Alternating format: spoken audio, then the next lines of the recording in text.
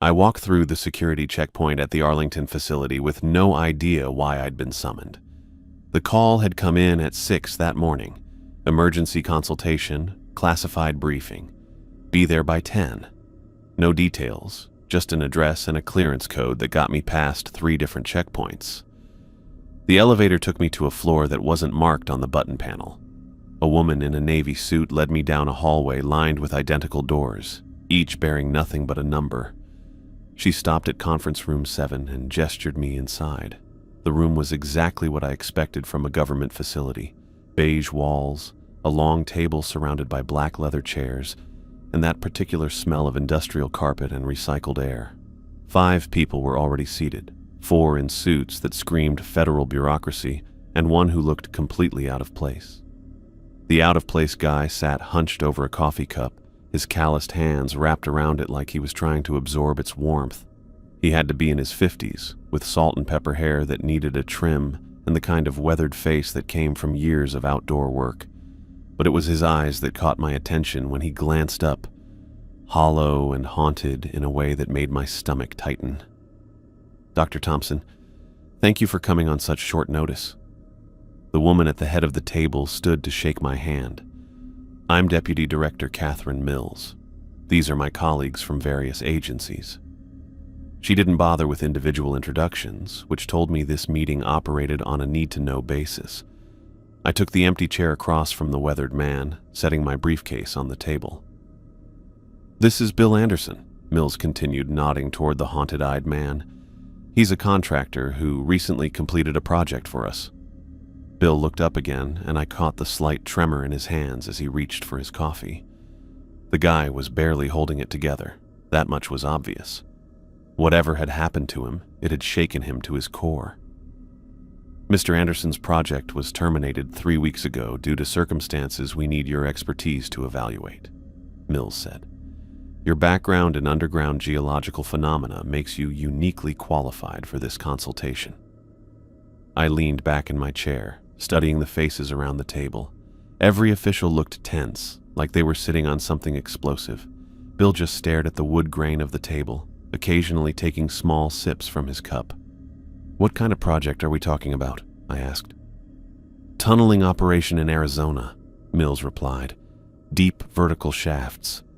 The work progressed normally for several weeks until we encountered complications." The way she said complications made it clear this wasn't about equipment failures or budget overruns. I'd consulted on dozens of underground projects over the years, cave-ins, gas leaks, structural problems, but the atmosphere in this room felt different, charged with something I couldn't identify. Bill shifted in his seat and spoke for the first time, his voice barely above a whisper. "Some things shouldn't be disturbed underground." The words hung in the air like smoke. Mills exchanged glances with her colleagues, and I noticed one of them, a thin man with wire-rimmed glasses, take notes on a legal pad. "Dr. Thompson," Mills continued, "we need a scientific assessment of what occurred at the Arizona site. Mr. Anderson and his crew experienced several incidents that forced us to shut down the operation immediately." I looked across the table at Bill, who had gone back to staring at the wood grain. His hands were definitely shaking now, and I could see a muscle twitching in his jaw. Whatever had happened in Arizona, it had broken something inside this man. "The project details are classified," Mills said, "but we can share relevant information for your analysis. Mr. Anderson has agreed to provide a full account of the incidents." Bill's coffee cup rattled against the table as he set it down. He looked up at me with those hollow eyes, and I saw something there that made my chest tighten. Genuine terror. "I need you to understand," he said, his voice stronger now but still shaky. "I've been working underground for 30 years. Tunnels, mines, subway systems. I thought I'd seen everything." He paused, running a hand through his unkempt hair. I was wrong. The silence that followed was heavy with anticipation. Mills opened a folder in front of her, and I caught a glimpse of incident reports and medical documents. Whatever Bill was about to tell us, the government had been documenting it carefully. "Before we begin," Mills said, I need to emphasize the sensitive nature of this information. Everything discussed in this room is classified at the highest levels." I nodded, though my mind was racing. In 20 years of consulting work, I'd never been called into a briefing like this. Underground projects had risks, everyone knew that. Cave-ins, toxic gases, structural failures. But the way these people were acting suggested something far outside the normal range of geological hazards. Bill straightened in his chair, taking a deep breath like he was preparing for something painful. The officials arranged their papers and activated a recording device. The red light blinked steadily, capturing whatever Bill was about to reveal. I realized this wasn't going to be a typical consultation about soil composition or rock stability. Something had happened in the Arizona desert that had spooked a veteran contractor and an entire team of federal officials, and they wanted my scientific expertise to make sense of it. The tension in the room was thick enough to cut as Bill prepared to tell his story. I gripped my pen, ready to take notes, but something in his expression warned me that what I was about to hear would challenge everything I understood about underground construction and safety protocols.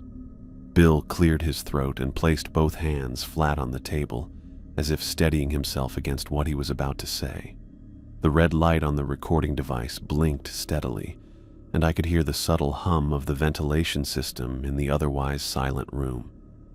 "The contract came through in early March," he began, his voice stronger now that he'd committed to telling the story. 12-week project, deep vertical boring in the Arizona desert, about 60 miles northeast of Phoenix, way out in the middle of nowhere. I pulled out my notebook and started taking notes, watching Bill's face as he spoke. His weathered features had settled into a more professional expression, the kind contractors wore when discussing technical specifications with clients. "Location was completely isolated," he continued. "No roads leading in except for a single access route they'd built specifically for the project. No civilian access for miles in any direction. The whole area was restricted airspace." Mills and her colleagues listened without interruption, occasionally glancing at their own files. I noticed the thin man with wire-rimmed glasses was writing everything down, even though the recording device captured every word. "My crew was 12 guys, all experienced in deep boring operations. Every single one of them had to sign additional secrecy agreements on top of the standard government contracts. They wouldn't even tell us what we were drilling for, just gave us depth specifications and geological surveys." Bill reached for his coffee cup, and I watched his hands. The tremor was less noticeable now that he was focused on the factual details, but it was still there. He took a small sip before continuing. "The equipment was state-of-the-art, better than anything I'd worked with in 30 years of contracting. They flew it in on military transport helicopters piece by piece. Took us a week just to assemble everything and run the initial tests." I found myself drawn into his account. This sounded like standard government contracting work, the kind of classified infrastructure projects that happened all over the country. But the atmosphere in the room suggested we were building toward something far more disturbing. "First month went exactly according to plan," Bill said, and I noticed his posture was more upright now, his voice carrying the confidence of someone discussing work he understood completely. "Desert heat was brutal, 110 degrees most days, but we'd worked in worse conditions. The geological surveys were accurate, mostly solid rock with some softer sediment layers. Nothing unusual." He paused, staring at a spot on the table between his hands. "My boys worked in rotating shifts, 8-hour rotations, 3 teams. The shafts went down deep. We're talking 400-500 feet minimum, some pushing toward 800. Narrow openings, just wide enough for one person with equipment. Minimal lighting down there, just what each worker carried, plus some emergency floods at regular intervals." The professional tone was slipping now. I could hear it in the way his voice began to waver slightly, the way his fingers drummed against the table. "About 4 weeks in, the guys started mentioning weird acoustics in the tunnels. Sound didn't behave the way it should. Voices would echo strange, sometimes seeming to come from below when someone was calling down from above. Tools being dropped would make sounds that seemed to travel the wrong direction. Bill's hands were moving more now, gesturing as he spoke, but the tremor was becoming more pronounced. I figured it was just the rock formations. You get unusual acoustic properties in certain geological conditions. Plus, the guys were stressed. Working that deep in such tight spaces, the isolation, the heat, it gets to people. Mills shifted in her seat, and I caught her exchanging a quick glance with one of her colleagues. Whatever Bill was building toward, they'd heard this part before. But the reports kept coming. Bill continued, his professional demeanor starting to crack. Different guys on different shifts, all describing the same thing. Sounds that didn't make sense. Echoes that seemed to come from sections of tunnel that hadn't been drilled yet. I stopped writing and looked up at him. The hollow expression was creeping back into his eyes. Then they started saying the sounds weren't just echoes. They were hearing things that sounded like voices. Whispers coming from deeper sections of the tunnel system. Bill's voice had dropped to almost a whisper itself, and I had to lean forward to hear him clearly. I went down myself to check. Thought maybe there was equipment malfunction or airflow issues creating noise, but I heard it too.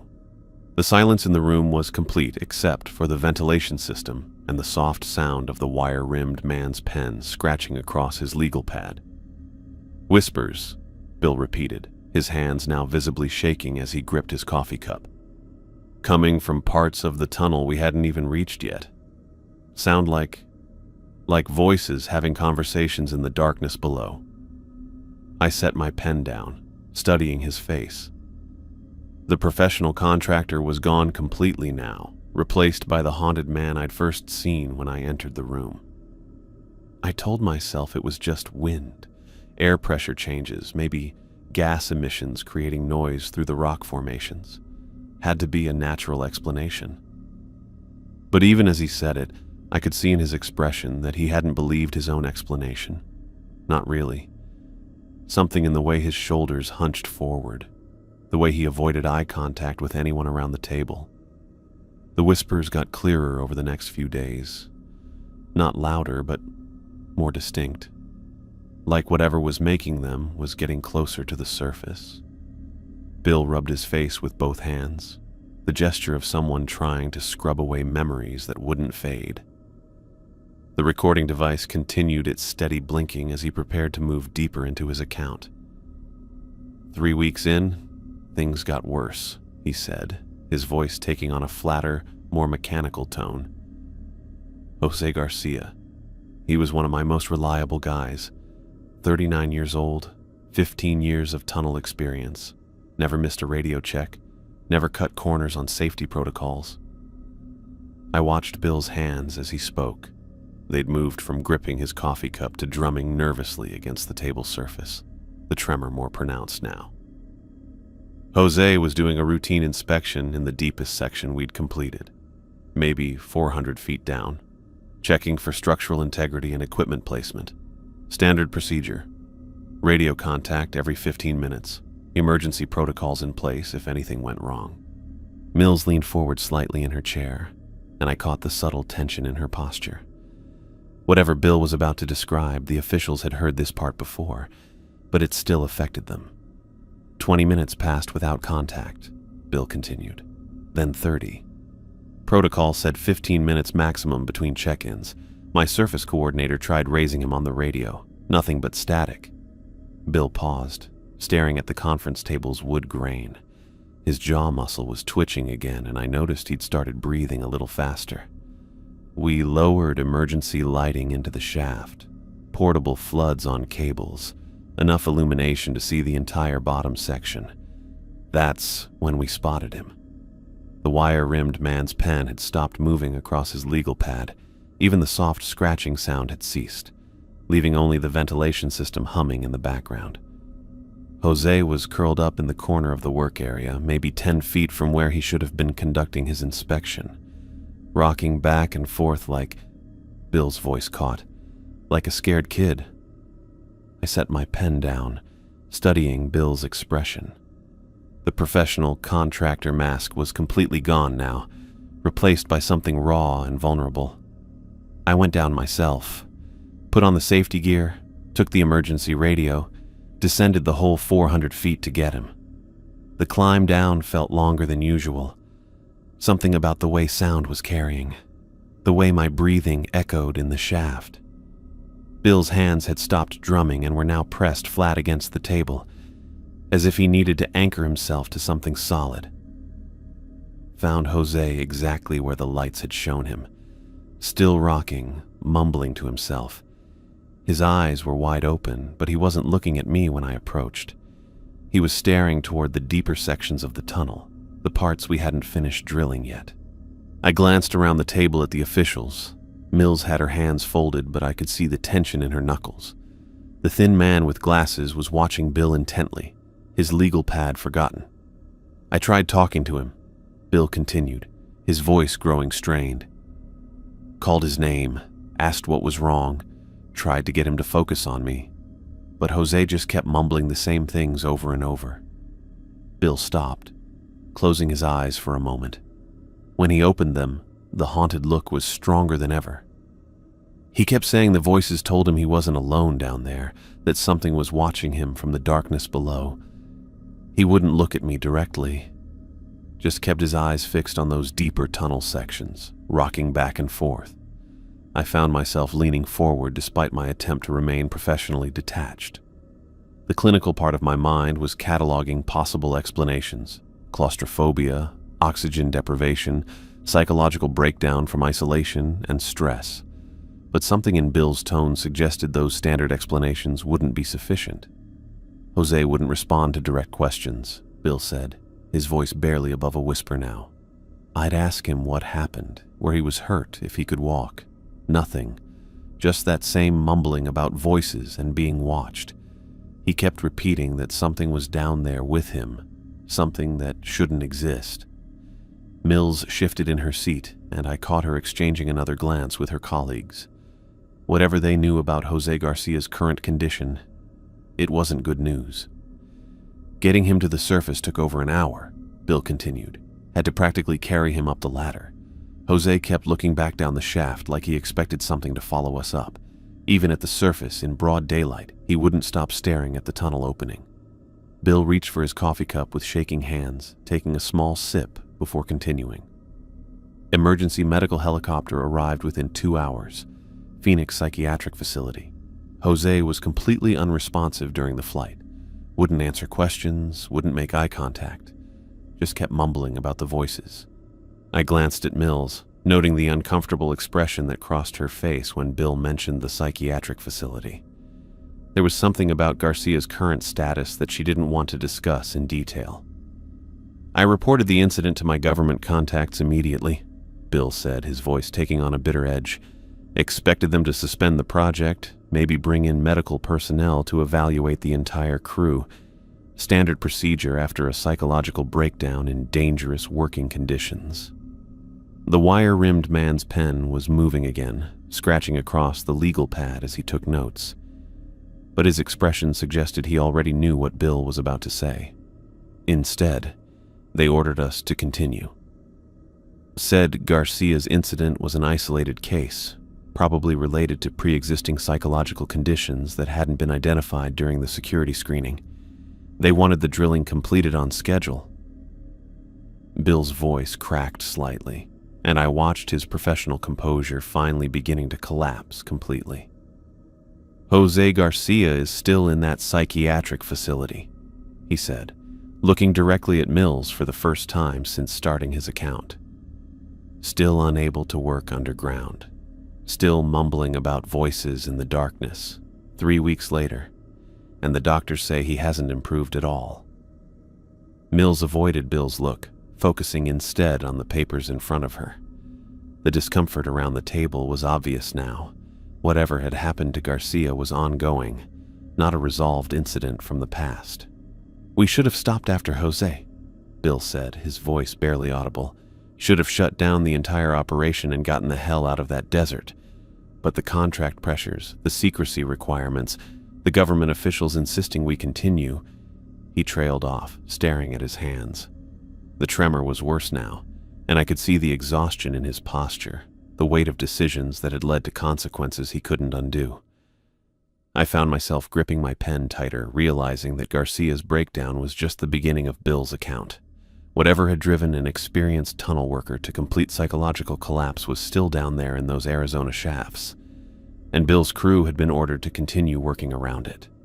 The room remained silent except for the ventilation system and the steady blinking of the recording device, capturing every word of testimony that was becoming more disturbing with each detail Bill revealed. Bill's shoulders sagged as he stared at his empty coffee cup, the weight of his previous words settling over the room like a physical presence.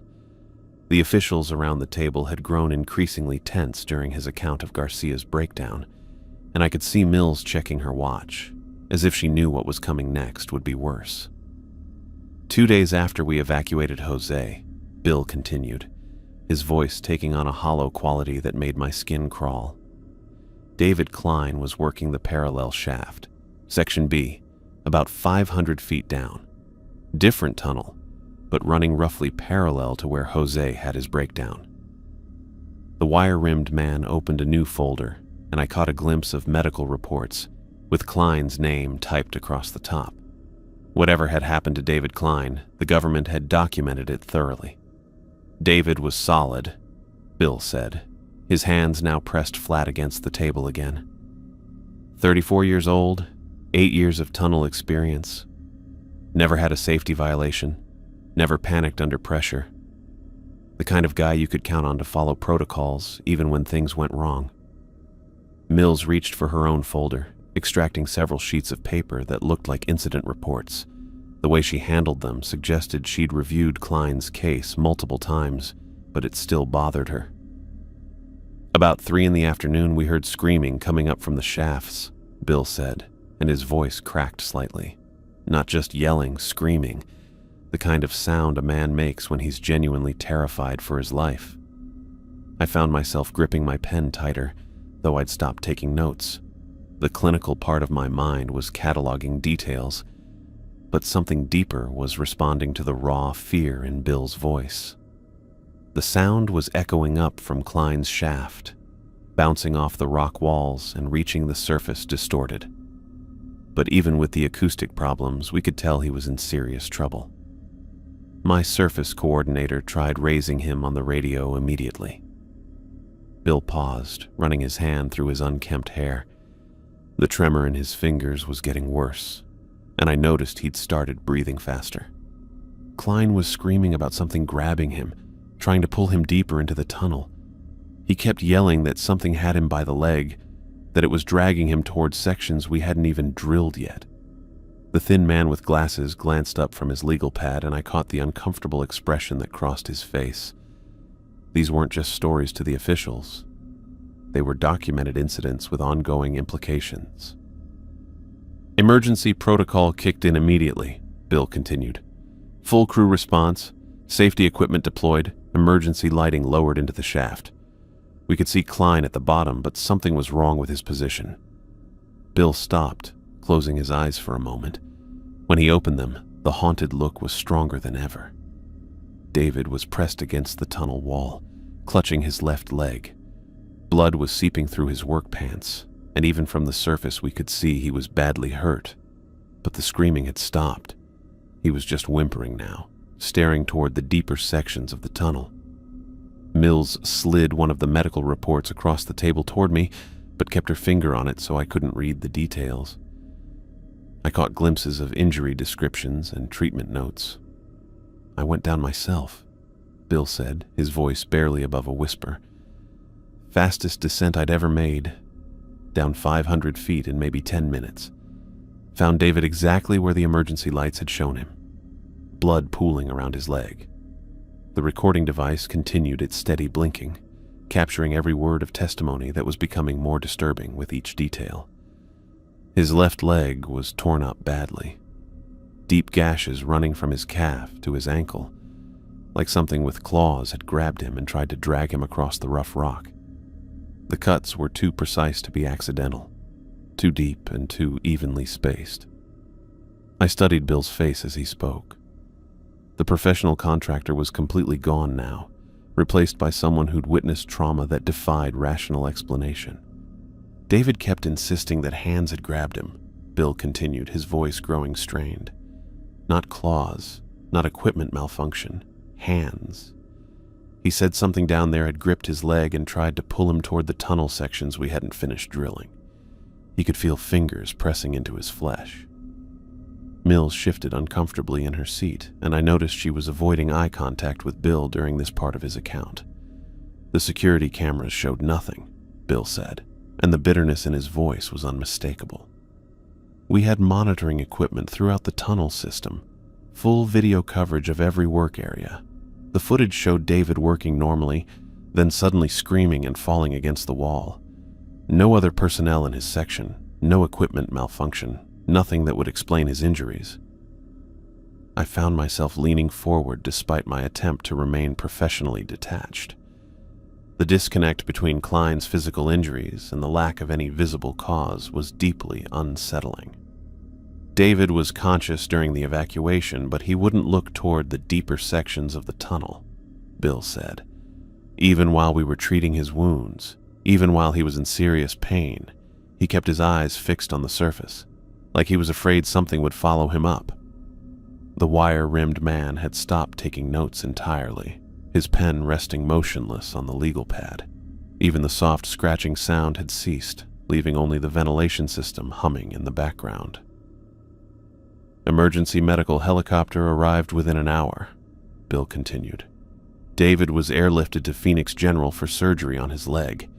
The doctors said the gashes were consistent with some kind of animal attack, but there were no indigenous species in that area capable of causing those injuries. Mills glanced at her colleagues, and I caught the subtle tension in their exchange. Whatever Klein's current status was, it remained a source of concern for the government officials. I reported the incident immediately, Bill said, his voice taking on that same bitter edge I'd heard when he described the response to Garcia's breakdown.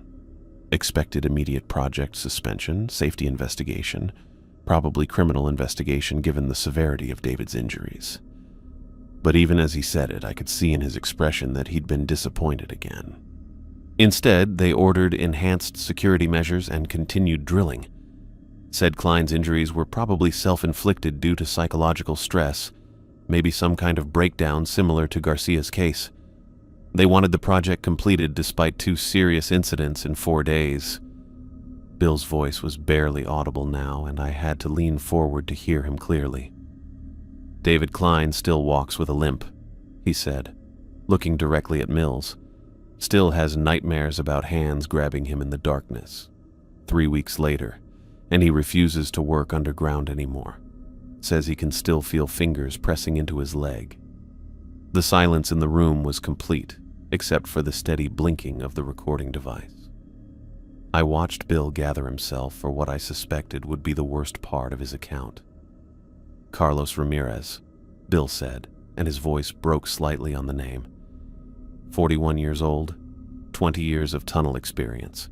Most careful worker I'd ever supervised. Never took risks, never cut corners on safety protocols. Mills reached for another folder, this one thicker than the others. The way she handled it suggested Carlos Ramirez's case was different from Garcia and Klein, more complex, more disturbing. Carlos was performing routine equipment checks the day after Klein's evacuation, Bill continued. Standard maintenance on the communication systems and emergency lighting. One-man job, no danger involved, just checking connections and replacing batteries.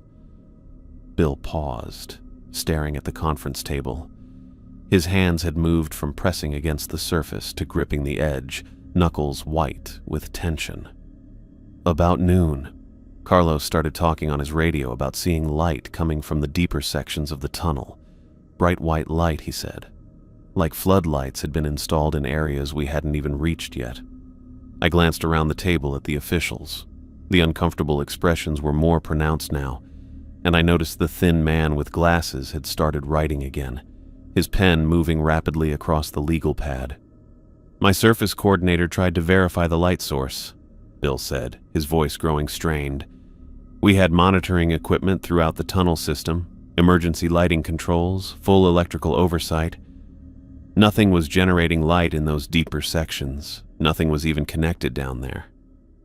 Bill's breathing had become more labored, and I could see sweat forming on his forehead despite the conference room's cool temperature. Carlos kept describing the light getting brighter, more intense. He said it was beautiful, like nothing he'd ever seen underground. He started moving toward it instead of continuing his equipment checks. The wire-rimmed man's pen had stopped moving, and I caught him exchanging a worried glance with Mills. Whatever Ramirez had experienced, it had affected him differently than Garcia and Klein. That's when Carlos removed his safety helmet, Bill said, and his voice cracked completely. 20 years of tunnel experience, and he took off his hard hat while working 500 feet underground. Then he unclipped his safety harness. Mills closed her eyes for a moment, as if she'd heard this part before, but it still affected her. The surface coordinator was yelling into the radio, ordering Carlos to stop, to put his safety equipment back on, to return to the designated work area. But Carlos wasn't responding to commands anymore. Bill's hands were shaking violently now, and I watched him struggle to maintain enough composure to finish his account. Carlos started walking toward the deeper sections of the tunnel, following the light that nobody else could see. He was talking on his radio, describing how beautiful it was, how it was calling to him. His voice sounded different, happy, almost peaceful. The silence in the room had become oppressive, broken only by the ventilation system and Bill's increasingly labored breathing. Then he started screaming, Bill said, his voice barely a whisper. Not like David's screams when something grabbed him. These were different. Terrified, desperate, like he'd suddenly realized he was in terrible danger. Bill stopped, covering his face with both hands. The professional contractor was completely gone now, replaced by someone broken by experiences that had shattered his understanding of reality.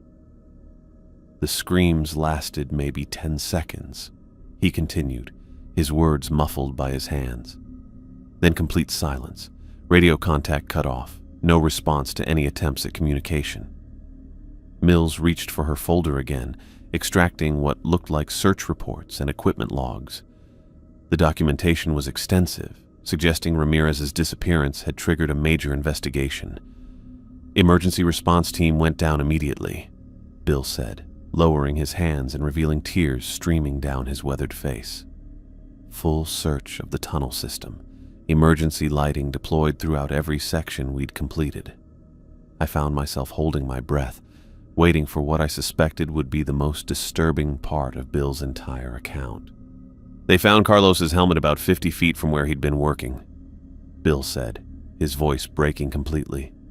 His safety harness was clipped to a support beam another 20 feet deeper, but no body, no trace of Carlos himself. The recording device continued its steady blinking, capturing testimony that challenged every rational explanation I could think of. The tunnel showed no signs of collapse, no alternative exits, no way for a person to simply disappear. Bill continued through his tears. Solid rock walls, secure floor, ceiling intact. Carlos Ramirez had vanished without a trace in a confined space with only one exit. Mills and her colleagues were avoiding eye contact with Bill now, their discomfort obvious. Whatever had happened to Ramirez remained unexplained 3 weeks later. Search teams spent 18 hours going through every inch of the tunnel system, Bill said. Brought in dogs, thermal imaging, ground-penetrating radar. Nothing. Carlos was just gone. Bill wiped his face with his sleeve, trying to regain some composure, but the tears continued flowing. Within 6 hours of Carlos's disappearance, government officials arrived at the site, he said, his voice taking on a bitter edge.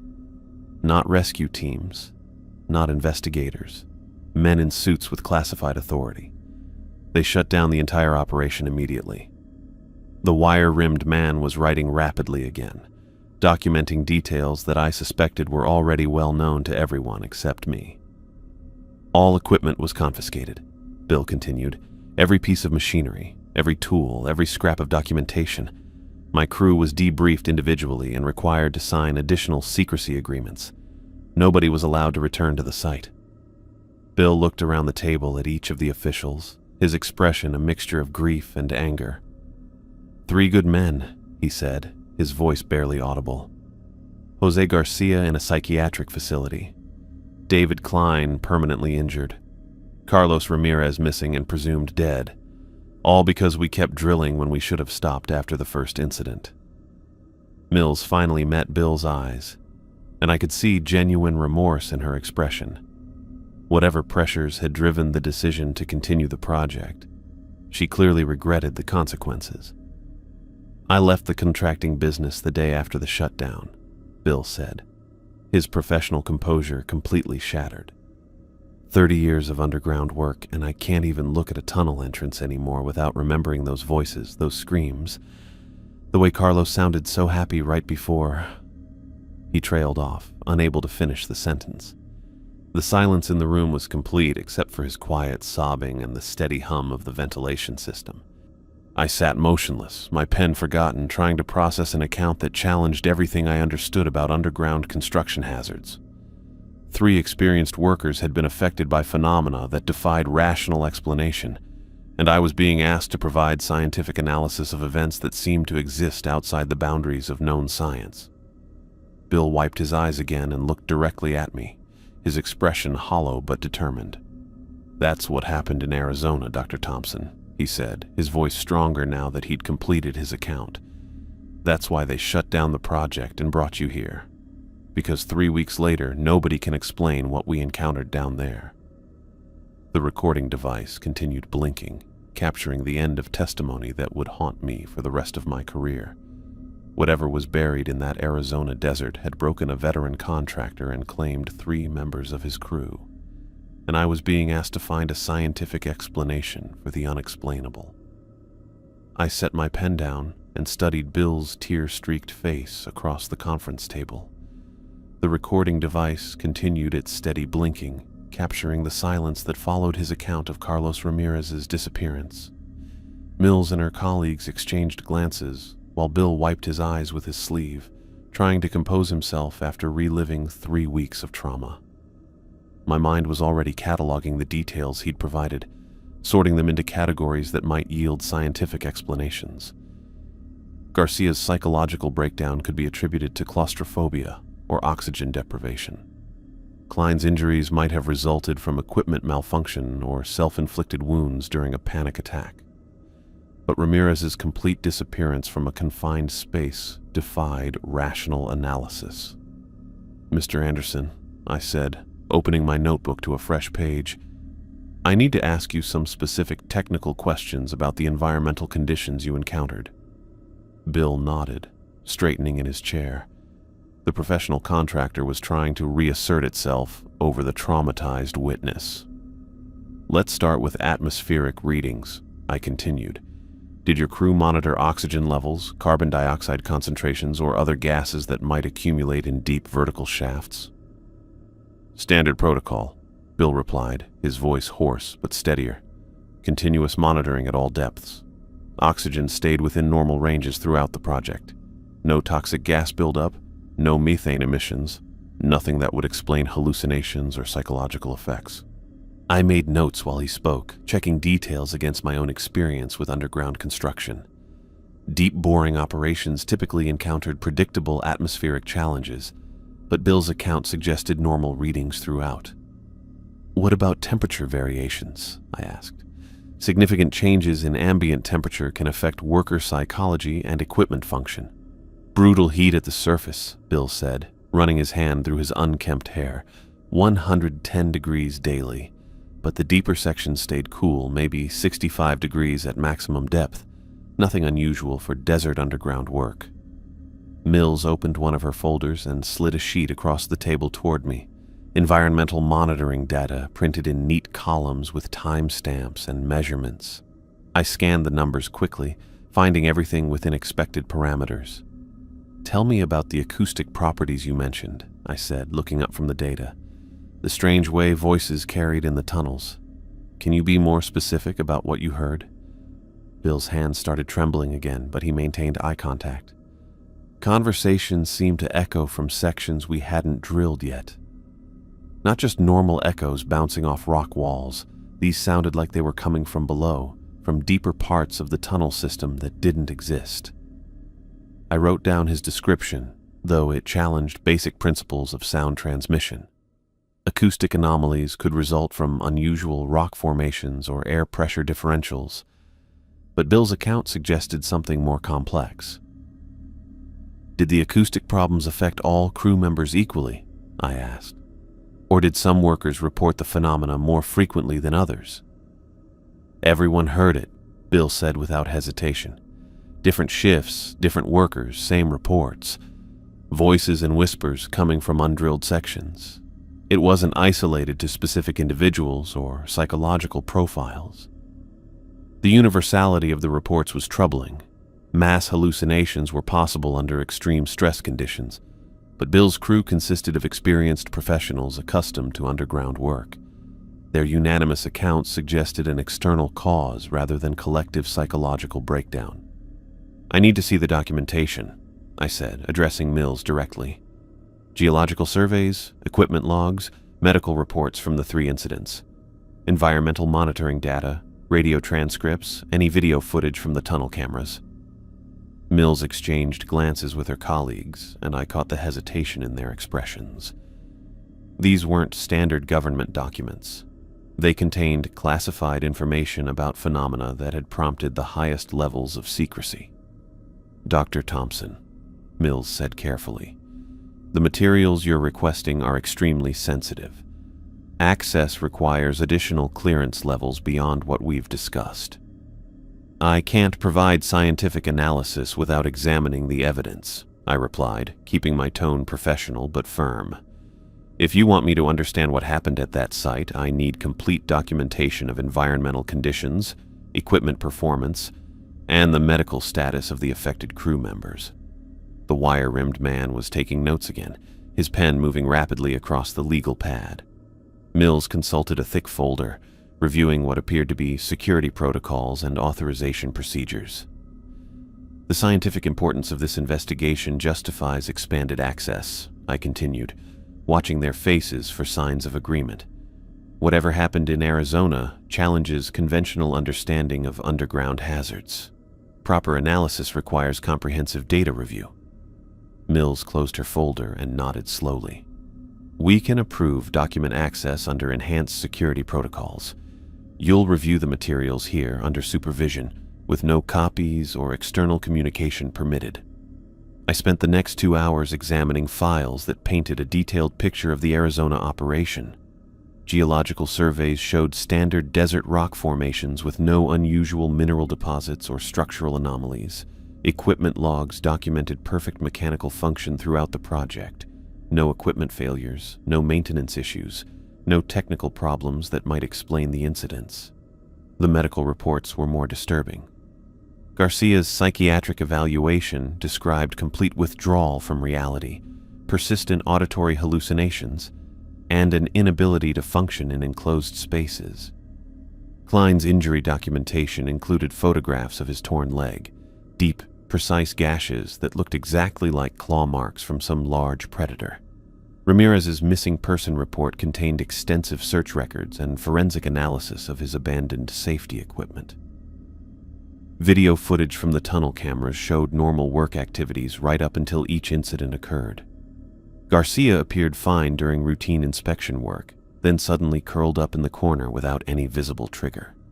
Klein was conducting standard equipment checks when he began screaming and clutching his leg, though the cameras showed no source for his injuries. Ramirez's footage was the most unsettling.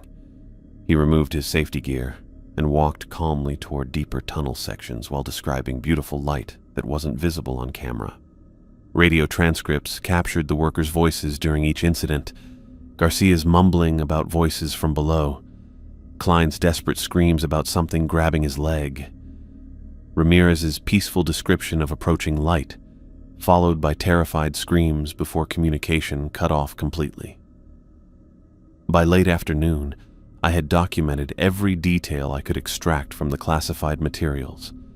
The evidence painted a clear picture of 3 experienced workers affected by phenomena that defied conventional explanation.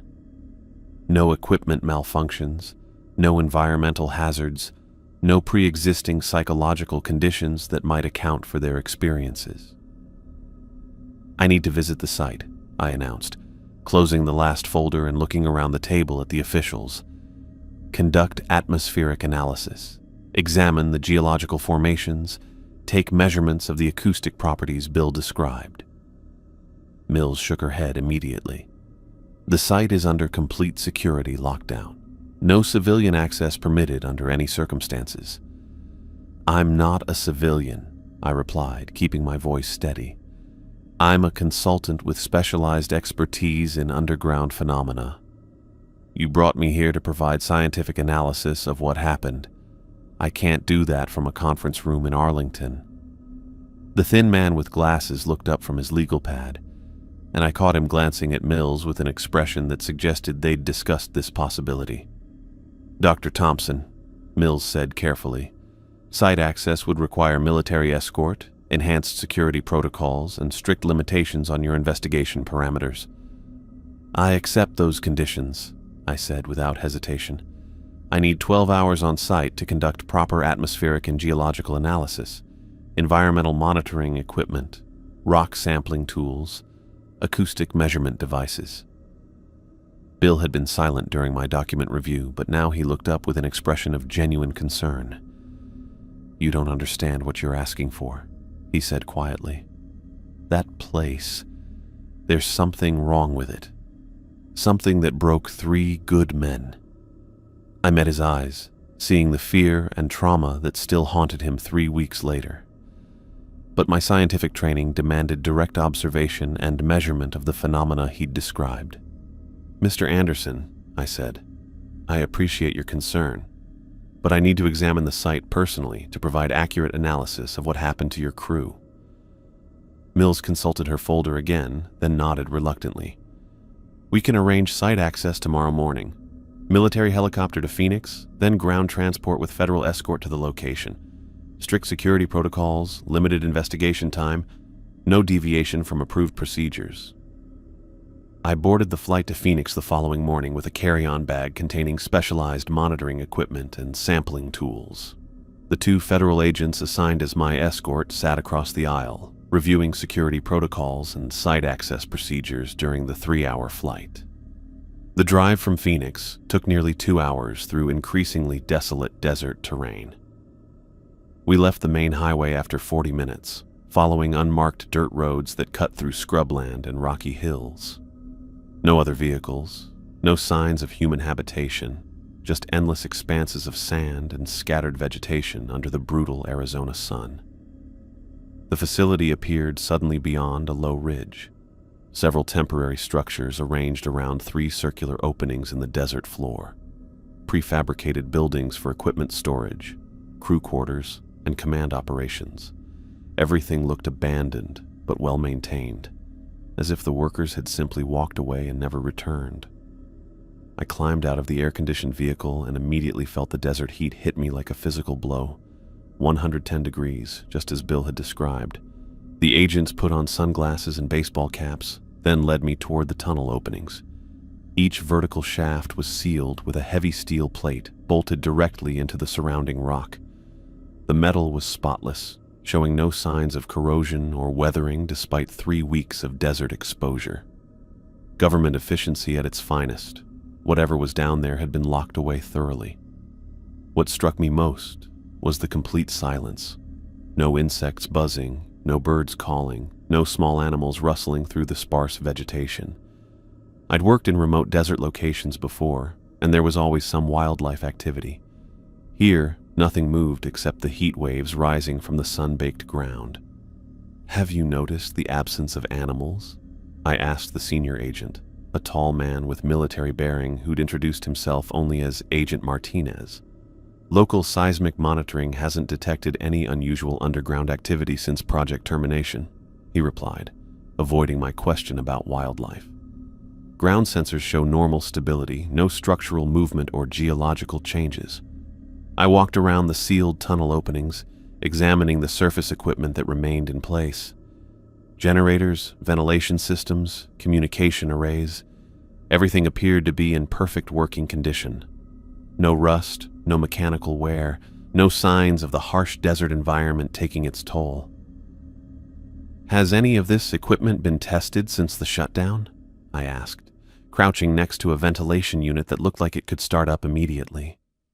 Maintenance crews conducted full system checks 2 weeks ago, Agent Martinez said. Everything functions normally. No mechanical failures that might explain the incidents. I spent an hour examining the surface installations, taking photographs, and making notes about equipment placement and condition. The organization was impressive. Bill's crew had established a professional operation with proper safety protocols and backup systems. But the more I studied the site, the more unsettled I became. The silence was oppressive, as if the desert itself was holding its breath. The federal agents stayed close to the vehicle, checking their watches frequently and scanning the horizon like they expected something to appear. The afternoon sun was beginning its descent toward the western mountains when I finally approached the sealed tunnel openings. Each steel plate was marked with warning signs and security classifications, but I could see gaps around the edges where air might still circulate between the surface and the depths below. "I need to go down there," I said, looking at Agent Martinez. "Conduct atmospheric analysis, examine the tunnel walls, take rock samples from the sections where the incidents occurred." His expression suggested this was exactly what he'd been dreading since we arrived. "Dr. Thompson, site access protocols are extremely strict. Any deviation from approved procedures requires authorization from Washington." "You brought me here to investigate," I replied, keeping my tone professional despite my growing frustration.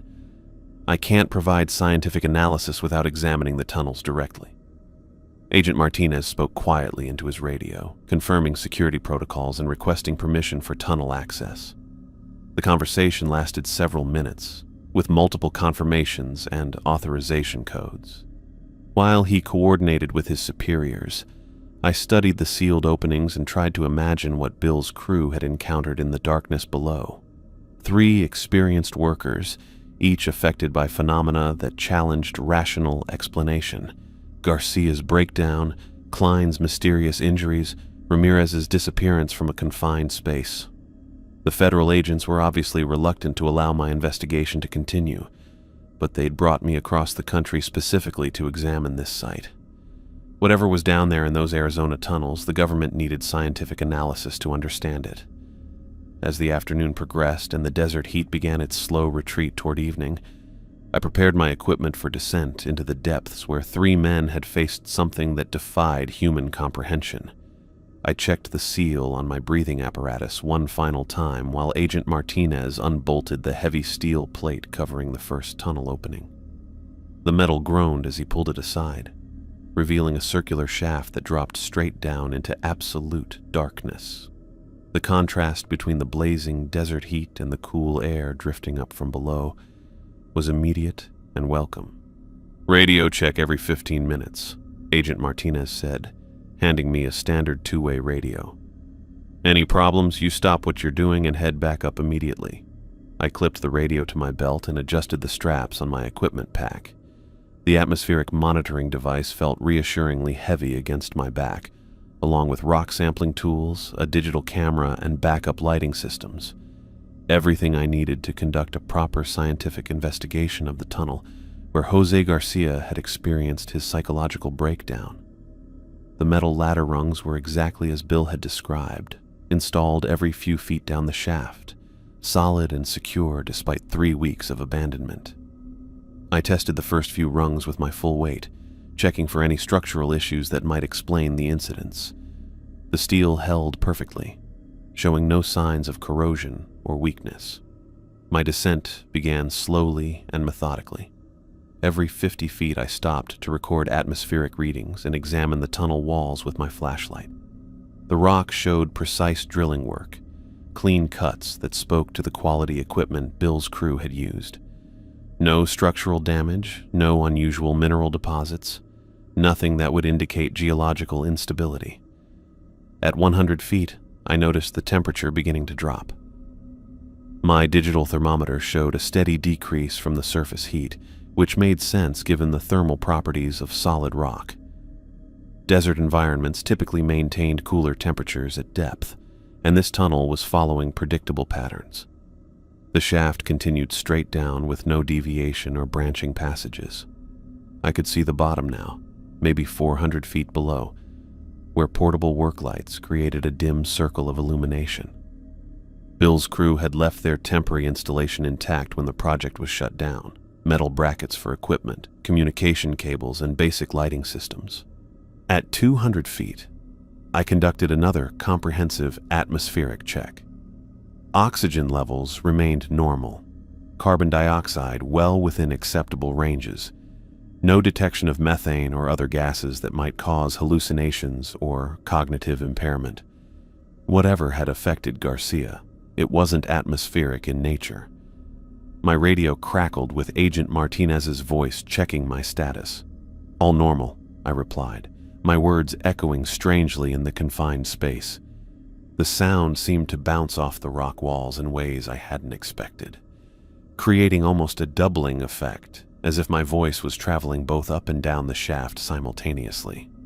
At 300 feet, the temperature drop became more pronounced. My equipment registered a decrease of nearly 40 degrees from the surface, bringing the tunnel temperature down to a comfortable 68 degrees. The change was significant enough to affect worker comfort, but well within normal ranges for deep underground construction. I paused to examine the rock face more closely with my flashlight. The drilling pattern was uniform and professional, exactly what I'd expect from experienced operators using quality equipment. No stress fractures, no signs of water seepage, no geological anomalies that might create unusual acoustic properties.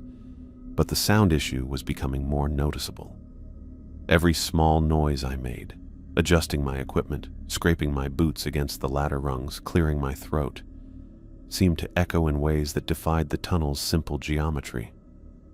The acoustic behavior suggested a more complex space than the straightforward vertical shaft I was descending. At 400 feet, I stopped for another radio check and atmospheric reading, still normal across all parameters. The tunnel walls showed the same precise drilling work, the same solid rock composition. If I hadn't known about the incidents that occurred here, I would have classified this as a textbook example of safe underground construction. The bottom of the shaft was only 200 feet below now, and I could make out more details of the work area Bill's crew had established. They'd done professional work, proper equipment placement, organized tool storage, communication systems installed according to standard safety protocols. Nothing suggested the chaotic circumstances that had led to Garcia's breakdown. I continued my descent, documenting every detail that might provide insight into what had happened here. The ladder rungs remained solid and secure. The rock walls showed no unusual features, and my environmental monitoring equipment recorded no hazardous conditions. At 500 feet, the acoustic properties became even more pronounced. My breathing seemed to echo from directions that didn't match the tunnel's layout. Sounds appeared to originate from below, even when logic suggested they should reflect off the walls around me. It was subtle but persistent, the kind of phenomenon that might unsettle workers who spent hours in this environment. The bottom of the shaft opened into a cramped work area roughly 12 feet in diameter. Portable floodlights mounted on metal stands provided adequate illumination, though they'd been switched off since the project's termination. Bill's crew had organized the space efficiently. Tool storage along one wall, communication equipment mounted on brackets, emergency supplies secured in metal containers. I activated my camera and began documenting everything I could see. The space showed no signs of struggle or unusual disturbance. Garcia's breakdown had apparently occurred during routine inspection work, with no physical evidence of what had triggered his psychological collapse. My atmospheric monitoring equipment continued recording normal readings throughout the work area. Oxygen levels remained stable. Temperature held steady at 66 degrees. No toxic gases or unusual chemical emissions that might explain hallucinations or mental confusion. I began collecting rock samples from different sections of the tunnel walls, using standard geological tools to extract small cores for later analysis. The rock composition appeared consistent with the desert formations documented in the pre-construction surveys, primarily sedimentary layers with some igneous intrusions. Nothing unusual or unexpected based on the regional geology. but the acoustic anomaly persisted throughout my investigation. Every sound I made seemed to carry in strange ways, as if the tunnel possessed acoustic properties that shouldn't exist in such a simple vertical shaft. My voice echoed with an unusual doubling effect, and small noises appeared to originate from directions that didn't match their actual source. I photographed the tool storage area where Garcia had been found curled up and rocking. The space looked completely normal. Metal shelving units, organized equipment, proper safety procedures followed throughout. No evidence of what had triggered his complete psychological breakdown or his persistent mumbling about voices from below. The communication equipment showed no signs of malfunction or unusual behavior. I tested the emergency radio system briefly, confirming clear contact with the surface agents. The technology was working perfectly, just as Bill had described throughout the project's duration. After collecting samples from multiple locations around the work area, I began a systematic examination of the tunnel walls at the bottom of the shaft. My flashlight revealed the same precise drilling work I'd observed during my descent, with clean cuts and solid rock composition. No structural weaknesses, no geological anomalies, nothing that would explain the strange reports from Bill's crew. I spent nearly an hour documenting every detail I could observe, photographing the work area from multiple angles, and recording comprehensive atmospheric data. My radio maintained clear contact with the surface, and all environmental readings remained within normal parameters throughout the investigation. The acoustic properties remained the most unusual aspect of the tunnel. Sounds continued carrying in ways that defied the space's simple geometry, creating an almost disorienting effect as my voice seemed to echo from multiple directions simultaneously. It was subtle enough that workers might initially dismiss it, but persistent enough to become unsettling over extended periods. I packed my equipment carefully, securing the rock samples and confirming that my camera had captured all necessary documentation. The investigation had revealed no obvious hazards or unusual conditions that might explain the psychological breakdown Jose Garcia had experienced in this location. Agent Martinez's voice crackled through my radio, requesting a status update. "Investigation complete," I replied, beginning my preparation for the ascent back to the surface. "No immediate hazards detected, all systems normal." I started climbing the metal ladder rungs, carrying my equipment pack and rock samples toward the desert heat above. The tunnel's acoustic properties continued affecting every sound I made during the ascent, creating that strange doubling effect that seemed to originate from depths below the work area. My atmospheric monitoring equipment recorded gradual temperature increases as I climbed toward the surface, confirming the expected thermal gradient for this type of geological formation. Everything appeared normal and predictable based on standard underground construction parameters, but something about the acoustic anomaly nagged at my scientific understanding. The way sounds carried suggested a more complex space than the simple vertical shaft I'd investigated. It was the kind of detail that might merit further investigation under different circumstances. I reached the 300-foot mark, halfway to the surface, when Agent Martinez checked my progress again. "Proceeding normally," I reported, though the strange echo effect made my voice sound unsettling even to me. Environmental readings all within acceptable ranges. The temperature continued rising as I climbed higher, approaching the brutal desert heat that waited at the surface. My equipment pack felt heavier with each ladder rung, weighed down by rock samples and documentation that might provide insight into what had happened to Bill's crew. At 200 feet from the surface, I paused for a final atmospheric reading and equipment check. Normal oxygen levels, stable temperature gradient, no toxic gases or unusual chemical emissions. The tunnel appeared completely safe from a scientific perspective, showing no obvious hazards that might explain the psychological trauma experienced by Garcia, Klein, and Ramirez. The acoustic properties remained unexplained, but didn't constitute a safety hazard under any standard I could reference. Strange sound behavior was documented in other underground construction projects, usually attributed to unusual rock formations or air pressure differentials, Nothing that would justify shutting down an operation or cause lasting psychological damage to experienced workers. I resumed my climb toward the surface, my mind already organizing the data I'd collected into a preliminary report. The investigation had been thorough and professional, documenting atmospheric conditions, geological features, and equipment status throughout the tunnel system. Everything indicated normal construction parameters with no obvious explanation for the incidents that had occurred. The ladder rungs remained solid and secure throughout my ascent, confirming the quality workmanship Bill's crew had demonstrated in their installation procedures. The tunnel itself showed professional-grade drilling work with no structural issues or geological anomalies that might create hazardous conditions. At 100 feet from the surface, I could see Agent Martinez's silhouette against the brilliant desert sky, waiting for my emergence from the darkness below. The temperature was rising noticeably now, approaching the 110-degree heat that dominated the Arizona landscape above ground. I climbed the final ladder rungs toward the surface, carrying documentation and samples that would form the basis of my scientific analysis. The investigation had revealed no immediate explanations for the psychological trauma experienced by Bill's crew, though the acoustic anomalies might warrant further study under controlled conditions. Agent Martinez helped me clear the tunnel opening, and I emerged into the blazing desert heat, with my equipment pack intact and my initial investigation complete. I had no way of knowing that my real encounter with the phenomena that had destroyed 3 experienced workers was still waiting in the depths below. I was 50 feet from the surface when the whispers started.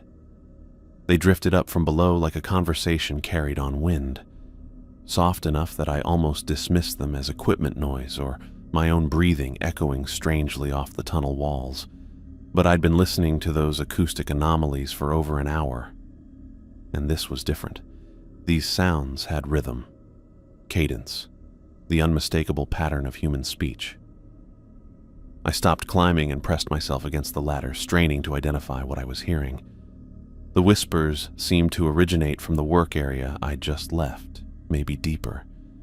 My equipment pack shifted against my back as I turned to look down the shaft, trying to pinpoint the source. Agent Martinez's voice crackled through my radio. "Dr. Thompson, status report."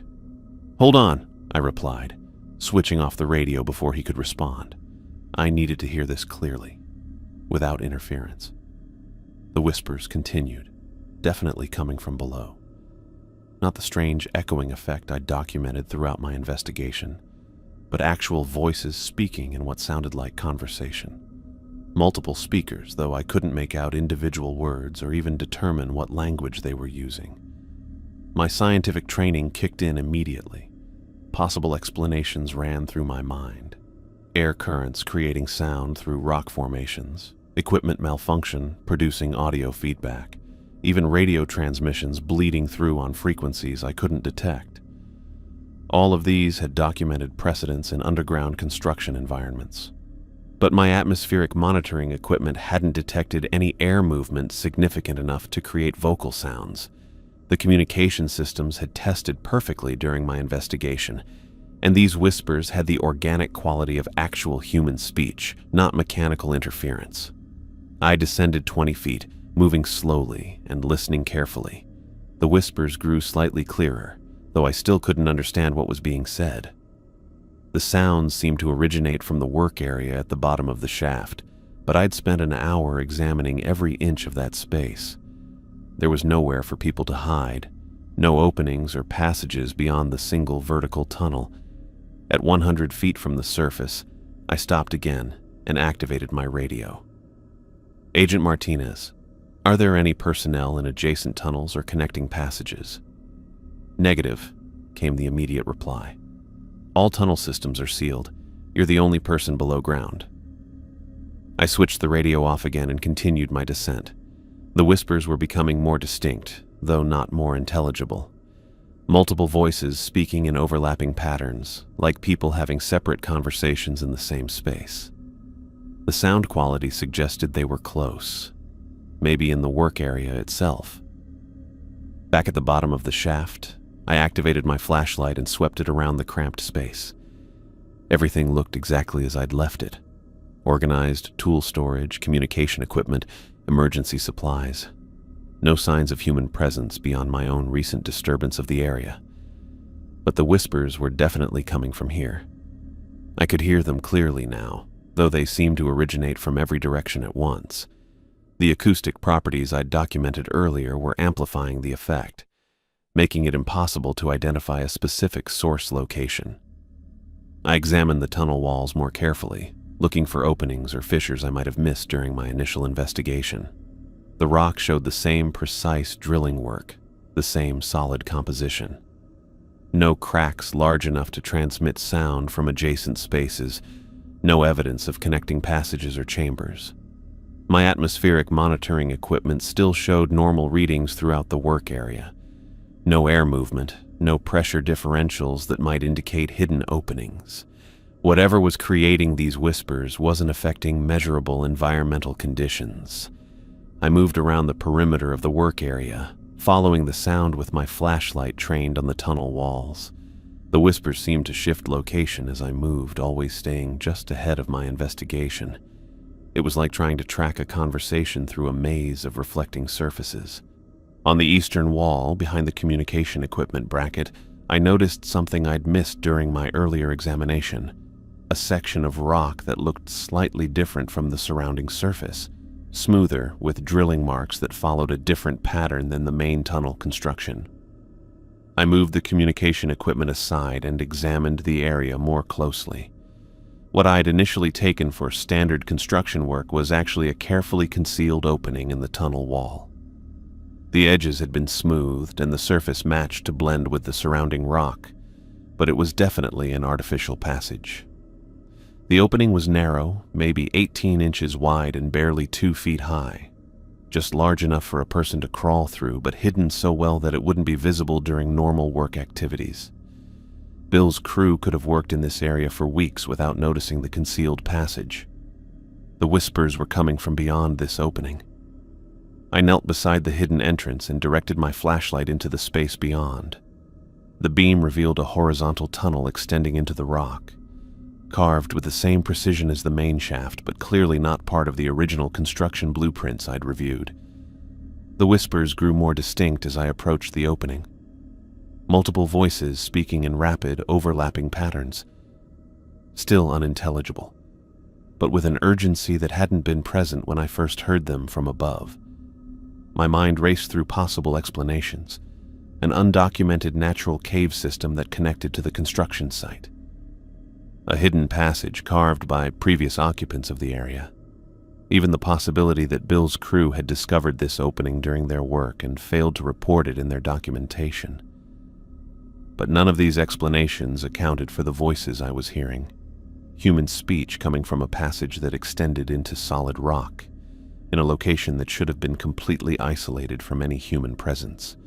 I activated my radio to report the discovery to Agent Martinez, then realized my hands were shaking too badly to operate the controls properly.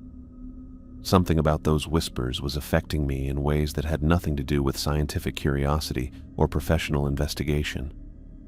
The voices seemed to respond to my presence near the opening. They became more urgent, more insistent, as if calling for my attention. The overlapping conversations separated into individual speakers, though I still couldn't understand what they were saying. I felt an overwhelming sense of dread wash over me, unlike anything I'd experienced in 20 years of underground research.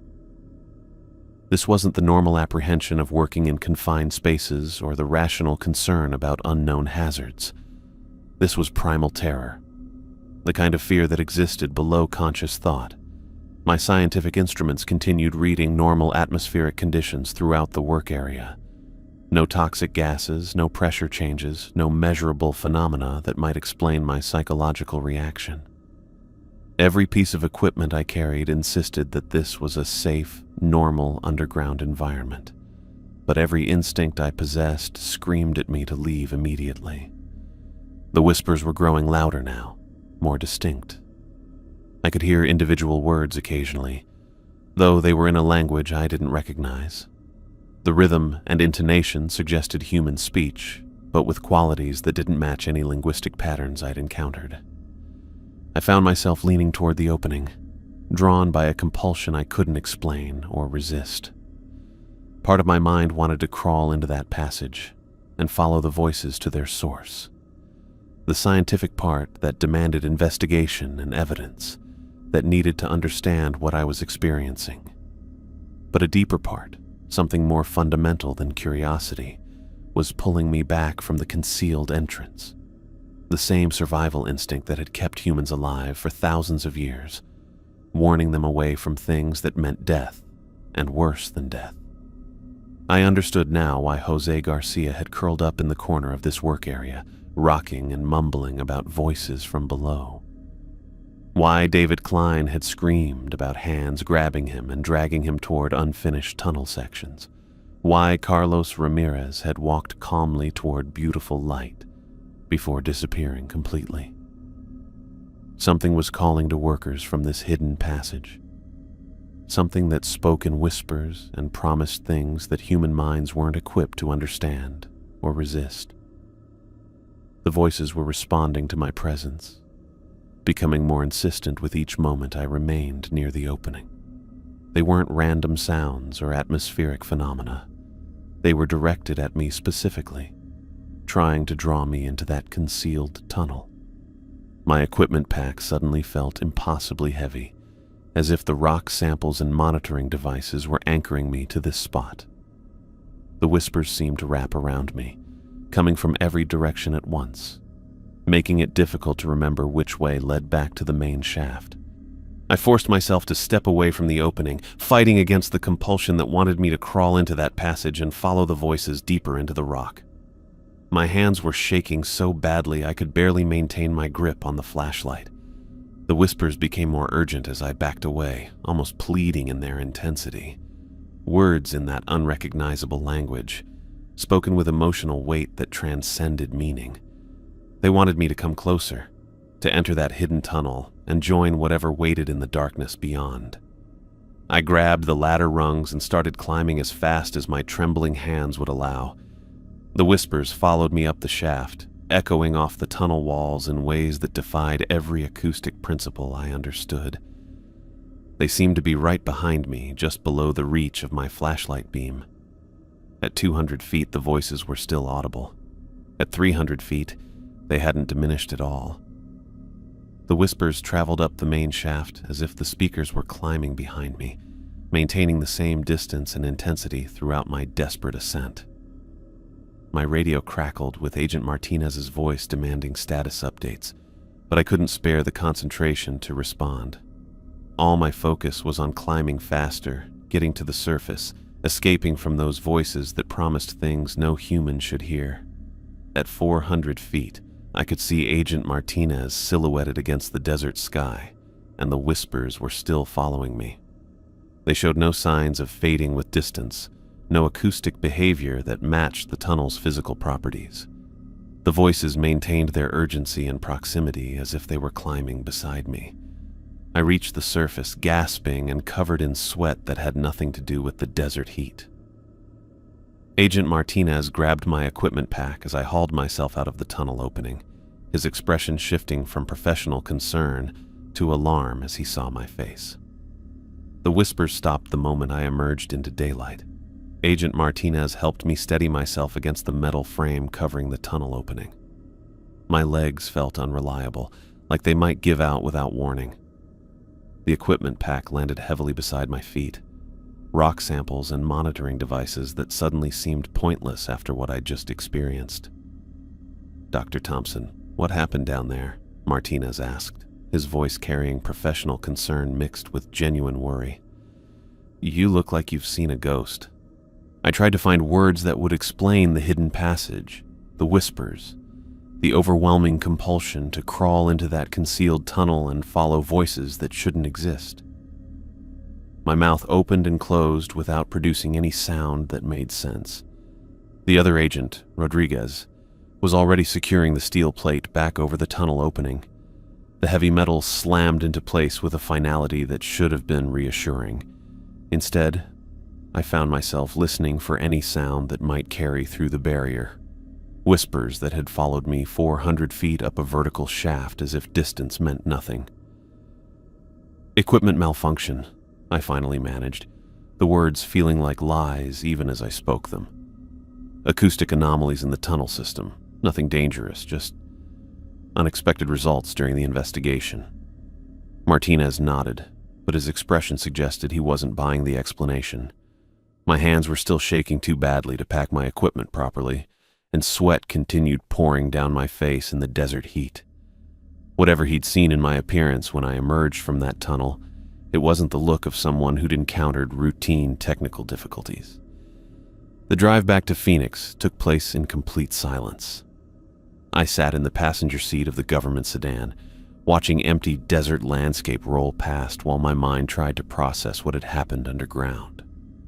The whispers had stopped the moment I reached daylight, but I could still feel them echoing in my head like a song you can't shake.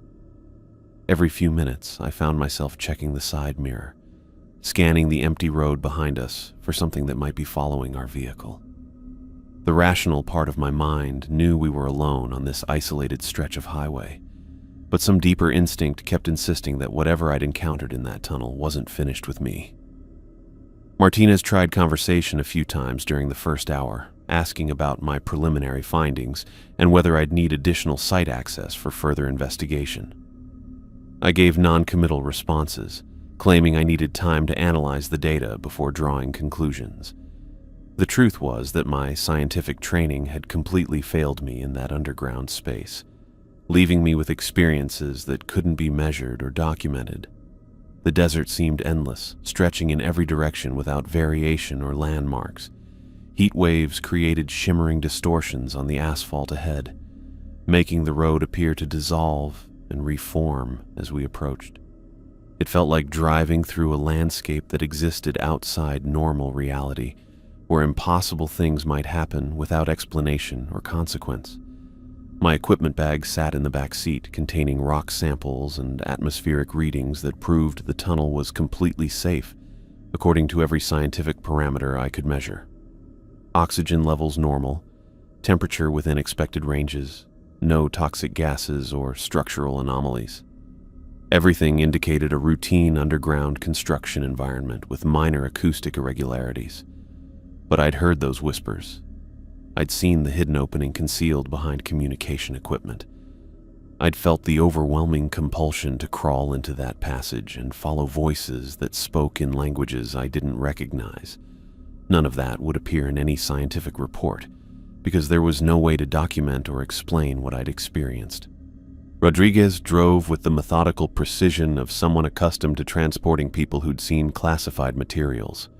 He didn't ask questions or attempt conversation, just maintained steady speed through the empty landscape while Martinez occasionally consulted files in a briefcase beside him. At the Phoenix airport, they escorted me through security and waited until my boarding announcement before leaving. The formal handoff felt like the conclusion of an assignment they were eager to finish. Martinez handed me a business card with contact information for follow-up questions, but his manner suggested he hoped there wouldn't be any. The flight to Washington gave me 3 uninterrupted hours to write a preliminary report that would satisfy the bureaucrats who'd hired me. I opened my laptop and began documenting geological findings, atmospheric conditions, and structural assessments that painted a picture of routine underground hazards. My fingers moved across the keyboard almost automatically, producing scientific language that described unstable rock formations and potential gas emissions. Standard terminology for conditions that might affect worker safety and justify permanent site closure. Nothing that would raise questions about supernatural phenomena or unexplainable acoustic anomalies. The passenger beside me glanced occasionally at my screen, probably wondering why someone would spend a cross-country flight writing technical reports about tunnel construction. I angled the laptop away from his view and continued typing, creating a document that bore no resemblance to what I'd actually experienced in that Arizona desert. Unstable sedimentary layers, potential methane emissions, structural concerns requiring extensive remediation, all true statements that happened to omit the hidden passage, the whispers, and the terrible compulsion that had nearly drawn me into that concealed tunnel. The The report read like dozens of others I'd written over the years, recommending caution and additional safety measures. But between the professional paragraphs and scientific assessments, I found myself remembering Jose Garcia's hollow eyes and Bill Anderson's trembling hands. 3 experienced workers had encountered something in those tunnels that had broken their understanding of reality. Now, I knew exactly what they'd faced, and why Garcia was still mumbling about voices in a psychiatric facility. The plane descended toward Washington through evening clouds that looked completely normal and reassuring. City lights spread out below like a map of ordinary human activity, people going about their lives without knowing what existed in hidden spaces beneath the earth. I envied their ignorance more than I could express. Back at my office the following morning, I submitted the official report to Deputy Director Mills through encrypted channels. Permanent site closure recommended due to geological instability and atmospheric hazards. No personnel should return to the location without extensive safety modifications that would likely prove cost prohibitive. The bureaucratic language was precise and convincing.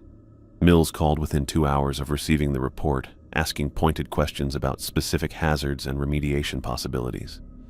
I gave technical responses that emphasized the complexity and expense of making the site safe for human occupation.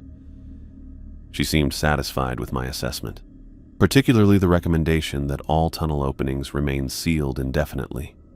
"What about the acoustic anomalies mentioned in your preliminary notes?" she asked near the end of our conversation. "Standard properties of the rock formation," I replied, surprised by how easily the lie came. "Nothing that would affect worker safety with proper equipment and procedures." The conversation ended with her thanks for my professional assessment and a promise that my consultation fee would be processed immediately. No mention of follow-up visits or additional investigation. The entire project was being closed based on my technical recommendations, exactly as I'd intended. 2 weeks later, I received a call from Bill Anderson. He wanted to meet in person, claiming he had questions about my site visit that couldn't be discussed over the phone. We arranged to meet at a coffee shop near his apartment in Virginia, neutral ground where we could talk without official oversight. Bill looked exactly as haunted as he had in that government conference room. Maybe worse. The tremor in his hands hadn't improved, and his eyes still carried the hollow expression of someone who'd seen things that shouldn't exist. He ordered coffee but didn't drink it, just wrapped his fingers around the cup for warmth that had nothing to do with temperature. "You went down there," he said after we'd exchanged basic pleasantries. It wasn't a question. "I conducted a standard geological survey," I replied, maintaining the professional distance I'd established in my official report. "Atmospheric readings, structural assessment, nothing unusual for that type of investigation." Bill's laugh was bitter and completely without humor. "You're doing the same thing I did when they first asked me about it, trying to use normal words for something that isn't normal at all."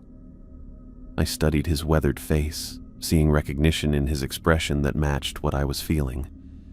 He knew I'd experienced something in that tunnel that couldn't be explained or documented. The careful language and technical assessments were just protective barriers we used to maintain sanity.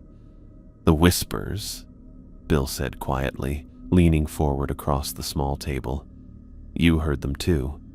The words hit me like a physical blow. For 3 weeks, I'd been telling myself that what happened in that tunnel could be rationalized, explained through acoustic properties and psychological stress. Hearing Bill state it so directly stripped away all the scientific justification I'd built around the experience. "I don't know what you're talking about," I said, but my voice lacked conviction. "Yes, you do." Bill's hands were shaking worse now, the tremor making his coffee cup rattle against the saucer. "You know exactly what I'm talking about because you went down there and heard them calling. Just like Garcia did, just like Klein and Ramirez." We sat in silence for several minutes, surrounded by normal people having ordinary conversations about work and weather and weekend plans. The contrast between their mundane concerns and what Bill and I had experienced felt surreal, like we were visitors from a different reality trying to blend in with regular human activity. I recommended permanent closure, I finally admitted. Official reasons are geological instability and atmospheric hazards, but the site won't be reopened for any reason. Bill nodded slowly, the first expression of relief I'd seen from him since our initial meeting. That's something, at least. Maybe other people won't have to go through what we did. What happened to your crew? I asked. Garcia, Klein, the others? Garcia's still in the facility. Doctors say he might never recover enough to function normally. Bill's voice cracked slightly. Klein tried to go back to construction work, but he can't handle underground projects anymore. Ramirez. He trailed off, shaking his head. I'm sorry, I said, meaning it completely. You need to find a different line of work, Bill told me, his eyes meeting mine directly for the first time during our conversation. Don't take any more underground assignments. Trust me on this. Once you've heard those voices, you can't unhear them. They'll follow you into every tunnel, every basement, every dark space you enter. I knew he was right. Even sitting in this well-lit coffee shop surrounded by normal afternoon activity, I could feel the echo of those whispers in the back of my mind. They weren't gone, just waiting for quiet moments when my guard was down. The following week, I submitted a request for reassignment to surface projects exclusively. I cited health concerns related to underground work environments, breathing difficulties, claustrophobia, stress-related symptoms that made deep construction consulting inadvisable. All technically true, though the real reasons couldn't be included in any official documentation. My supervisor approved the request without question. 20 years of underground expertise was apparently less important than avoiding worker compensation claims for job-related health issues. I was reassigned to surface infrastructure projects, bridge assessments, and foundation analysis that kept me safely above ground level. 3 months had passed since my visit to that Arizona tunnel, and I was learning to function with the constant awareness that I'd encountered something beyond human understanding. The whispers hadn't faded with time. If anything, they'd become more persistent during quiet moments, especially late at night when traffic noise died down and the city settled into darkness. I'd tried various strategies for dealing with the ongoing psychological effects.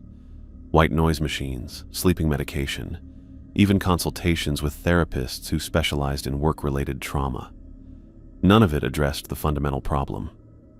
I'd heard voices that shouldn't exist, speaking from spaces that couldn't contain human speakers.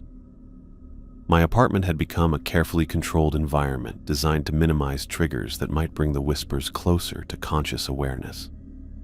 Multiple light sources in every room, background music or television programming to fill silence, heavy curtains to block outside darkness that reminded me too much of that tunnel shaft. Sleep remained problematic. The whispers were strongest during the transition between waking and unconsciousness, when my mental defenses were weakest. I'd learned to recognize the signs, a quality of silence that suggested approaching voices, a sense of presence that had nothing to do with actual sound. On bad nights, I avoided sleep altogether. Work provided some relief through constant activity and social interaction. Surface projects required collaboration with engineers, city planners, and construction crews who maintained normal conversations about ordinary problems. Their presence helped anchor me to everyday reality, though I found myself avoiding basements, subway stations, and any environment that reminded me of confined underground spaces. But the knowledge remained, growing heavier with each passing day. Somewhere beneath the Arizona desert, behind a concealed opening in a sealed tunnel, voices continued their conversations in languages that human throats weren't designed to speak. Government officials had accepted my recommendation for permanent closure, but I knew that steel plates and security protocols weren't enough to contain what existed in that hidden passage. Bill Anderson had been right. Once you'd heard those whispers, they became part of your reality forever.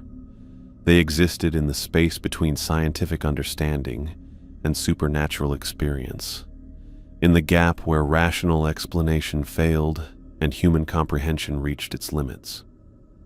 I would carry them for the rest of my life. along with the terrible knowledge that some secrets buried in the earth should never be uncovered. The worst part wasn't the ongoing psychological effects or the permanent change in my career trajectory. The worst part was knowing that somewhere in those files Mills and her colleagues maintained, other projects were probably being planned. Other tunnels would be drilled, other workers would descend into spaces where they might encounter things that would break their understanding of reality. And there was nothing I could do to warn them because the only people who would believe such warnings were those who'd already experienced it themselves. Everyone else would dismiss it as stress-related hallucinations or equipment malfunction, exactly as I would have done 4 months earlier. The cycle would continue until someone else heard those whispers and learned why some doors should never be opened.